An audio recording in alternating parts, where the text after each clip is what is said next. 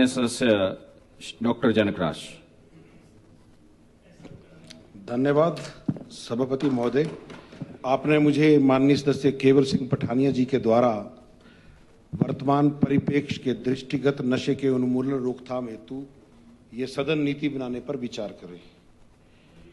सभापति महोदय, जिंदगी अनमोल है, ये बात हम बचपन से सुनते आए हैं और ये सही मायने में अनमोल है, ये तो सब जानते ही हैं, क्योंकि ये मनुष्य जीवन हमें बार बार नहीं मिलता। तो पेशे से मैं ब्रेन का डॉक्टर हूं, तो इस नाते थोड़ा सा मेरा अनुभव इन चीज़ों में रहा है। तो कुछ पॉलिसी बनाने के लिए जो कुछ जरूरी चीज़ें हैं उस पर मैं चर्चा करना चाहूँगा। एक बात कहते हैं ना, अगर किसी को बर्बाद करना हो तो उसकी औलाद को बिगाड़ दो, और ये एक बहुत खतरनाक चीज़ है। हम अपने जीवन में जो मर्जी प्राप्त कर लें, ये बोलते हैं कि पूत कपूत तो क्यों धन सींचे, पूत सपूत तो क्यों धन सींचे। अगर मेरी औलाद सही रास्ते पे चलती है तो उसको मेरे कमाने की कोई आवश्यकता नहीं है, मेरे कुछ करने की जरूरत नहीं है। और अगर मेरी औलाद सही रास्ते पर नहीं है तो चाहे मैं अमेरिका का राष्ट्रपति भी बन जाऊंगा तो भी मैं उनके लिए कुछ नहीं कर पाऊंगा। तो इसलिए हम सब लोगों को दलगत चीज़ों से ऊपर उठकर, माननीय सदस्य बभानी जी ने जो कहा, वोट बैंक की इन सारी चीज़ों से ऊपर उठकर गंभीरता से विचार करने की जरूरत है कि हमें करना क्या है। आज आग आपके घर में लगी है, कल मेरे लगेगी। तो ये चीज़ें ऐसी खतरनाक हैं। तो कुछ पेरेंट्स के लिए भी मैं कुछ चीज़ें बताना चाहूँगा। सरकार का जो काम है, सरकार का काम है जागरूकता फैलाना। सरकार स्कूलों में, कॉलेजेस में, समुदायों में प्रोग्राम ऑर्गेनाइज करे, अवेयरनेस फैलाए, क्या नशा है, इससे कैसे बचें। और सबसे महत्वपूर्ण चीज़ है, हम परिवार में बात करें, अपने बच्चों से बात करें। मेरे चिकित्सीय अनुभव और जीवन के अनुभव ये कहते हैं कि एडोलेसेंट एज जो है, उस एज में बच्चा अक्सर नशे और ऐसी चीज़ों की तरफ पड़ता है। तो पड़ता क्यों है? क्योंकि वो एज गैप होता है माँ बाप के साथ, और उस एडोलेसेंट एज में जो आदमी के शरीर में, चाहे वो मर्द है चाहे औरत है, लड़का है लड़की है, जो हार्मोनल चेंज आते हैं, जो फिजिकल चेंज आते हैं बॉडी में, उसी के ही साथ साथ हमारे दिमाग में, हमारे विचारों में भी कुछ चेंज आते हैं। तो एक इंग्लिश में कहा जाता है मोमेंटम, हिंदी में कहते हैं वेग। तो उन विचारों का जो वेग है, कई बार वो हमें इस तरीके से हमारे दिमागों में विचार लाता है।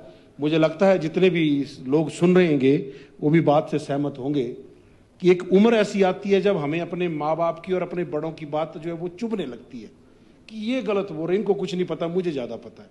वो इस उम्र और इन हार्मोन की वजह से ऐसा होता है। तो वो एक बहुत टेंडर एज है। उस एज में हम बच्चे को, हम गलती कहाँ करते हैं, हम उसको दिए जाने वाले समय को पैसे से कंपनसेट करने की कोशिश करते हैं। लोग बोलते हैं कि गरीबी और इनमें नशा, बेरोजगारी, बहुत सारे सेगमेंट में नशा है, परंतु अक्सर हमने ऐसा भी देखा है, वेल टू डू फैमिलीज, माँ बाप दोनों बहुत अच्छा कमाते हैं, बच्चा फिर भी नशे में पड़ गया। क्यों? क्योंकि बच्चे के पास अपनी बात को, अपनी दिल की बात को कहने के लिए माँ बाप समय नहीं दे रहे हैं। तो परिवार को सहयोग करना बहुत जरूरी है। सरकार के तरफ से जो काम है, जैसे प्रॉपर व्यवस्था हो, खेल कूद की हो, मनोरंजन की हो, क्योंकि जो 24 घंटे आदमी पढ़ाई तो नहीं कर सकता। जब पढ़ाई से फ्री होगा तो क्या करेगा? आजकल सोशल मीडिया का जमाना है, ऑनलाइन गेम खेलेगा, उसमें ऑनलाइन प्रमोशनल वीडियोज आते हैं, कोई एडिक्शन वाले वीडियो आते हैं, कहीं हीरो जो है वो प्रचार कर रहे होते हैं शराब का, गुटखे का और ऐसी चीज़ों का। तो वैसी सी चीज़ों फिर बच्चा जब आउटडोर नहीं गेम खेलेगा तो इंडोर ऑनलाइन ऐसी चीज़ों पे, उन चीज़ों की तरफ आकर्षित होता है। सरकार को नशा मुक्ति केंद्र की संख्या और उनकी व्यवस्था पर बढ़ावा देना चाहिए, और एक कानूनी सख्ती, जैसे मेरे से पूर्व के सदस्यों ने भी कहा कि एनी अमाउंट, मैं इसमें स्पष्ट करना चाहूंगा। देखिए, हम क्या पकड़ते हैं, जब सांप चला जाता है तो हम लकीर को पकड़ने की कोशिश करते हैं। भाई, आप उसको जो एडिक्ट है नशे का, उसको मत पकड़े, वो तो बीमार है बेचारा, वो बीमार है, वो ऐसी स्थिति में नहीं है। क्योंकि नशा, खासकर ये जो सिंथेटिक नशे जिनकी हम चर्चा कर रहे हैं यहां पर, वो नशे क्या करते हैं कि आदमी के दिमाग में जो रिवार्ड सेंटर हैं जिसको हम बोलते हैं कि इनाम अच्छा करने पर अच्छा फील होता आदमी को, उनको स्टिमुलेट करते हैं शॉर्टकट मेथड से। तो जो भी नशा जितनी तेजी से और जितनी तीव्रता से, जितने पोटेंशियली उस सेगमेंट को, उस केंद्र को स्टिमुलेट करता है, वो उतना ज्यादा एडिक्शन आदमी में पैदा करता है, जिसमें चिट्टा मतलब सफेद, ये सफेद दिखने वाले प्रत्येक पाउडर को चिट्टा कहा जाता है, परंतु ये बहुत सारी वैरायटी है, मेफेंटामीन है, एलएसडी है, हेरोइन है, बहुत सारी चीजें हैं। तो जो नशा जितनी तेजी से हमारे दिमाग में गतिविधि पैदा करता है, उसके हम उतना ज्यादा एडिक्ट होने के चांसेस रहते हैं। चिट्टा एक ऐसा नशा है जो एक सिंगल यूज से भी आदमी एडिक्ट हो सकता है।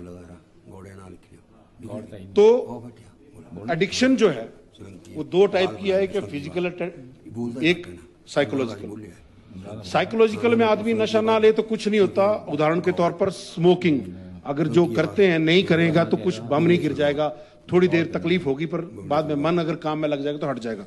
परंतु कुछ फिजिकल डिपेंडेंस होती है, जैसे शराब हो गया, ये नशे जो सिंथेटिक नशे, ये फिजिकल डिपेंडेंस करते हैं। जब आदमी को ये नहीं मिलती है तो उसकी क्रेविंग होती है, क्रेविंग होती है तो उसके लिए चाहे वो चोरी करे, किसी का चेन छीने। कल माननीय सदस्य सती जी कह रहे थे कि गले से चेन छीन के ले गए, तो वो सारी चीजें जो है वो क्यों ऐसा करता है, घर में चोरी करता है, माँ बाप के पैसे चुराता है। तो माँ बाप को इन चीजों पे ध्यान रखने की जरूरत है कि मेरे बच्चे में कुछ ऐसे बदलाव तो नहीं आ रहे हैं।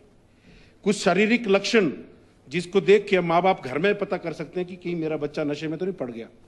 खासकर एडोलेसेंट एज ग्रुप के बच्चों के लिए, बच्चे की आंखें अनावश्यक रूप से लाल दिखेंगी, और आंखों की जो पुतली है, प्यूपिल, वो असामान्य तौर पर, जैसे अंधेरे में होंगे तो फैलता है, धूप में होंगे तो सिकुड़ता है शटर की तरह, तो वो असामान्य तौर पर वो बदला हुआ नजर आएगा। वजन बच्चे का जो है वो कम होने लगेगा, या वो बोलेगा मुझे भूख नहीं है, या बहुत ज्यादा खाना खाएगा, या बहुत ज्यादा सोएगा, या बिल्कुल नहीं सोएगा। तो इस तरीके का बिहेवियर, पसीना बच्चे को पड़ना, हाथ कांपना, चक्कर आना, बच्चे से अजीब सी स्मेल आना, और अपनी साफ सफाई का ध्यान नहीं रखना, ये ऐसे शुरुआती लक्षण है। व्यवहार में गुपचुप रहना, अकेले रहना, किसी से शेयर नहीं करनी कोई बात, बिना बताए घर से बाहर निकल जाना, अपने फ्रेंड सर्कल को चेंज करता है आदमी, क्योंकि वो एक पैदाइशी तो नशेड़ियों के साथ नहीं होता। जब वो ऐसी चीजों में पड़ता है तो नेचुरली उसके नए दोस्त जुड़ते हैं। तो जब भी किसी माँ बाप के बच्चे के अंदर ऐसी कोई बात है कि नए दोस्त जुड़ गए हैं, तो एक बार जांच जरूर करें वो कौन जुड़े हैं, क्या है, किस टाइप के हैं।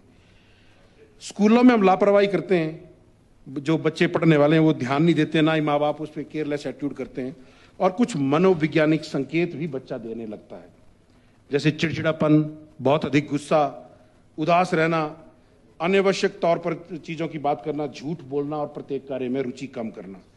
ये सारे लक्षण जो हैं, अगर ये लक्षण अगर किसी बच्चे में दिखे तो हम ये ना समझें कि ये बच्चा नशे का आदी है।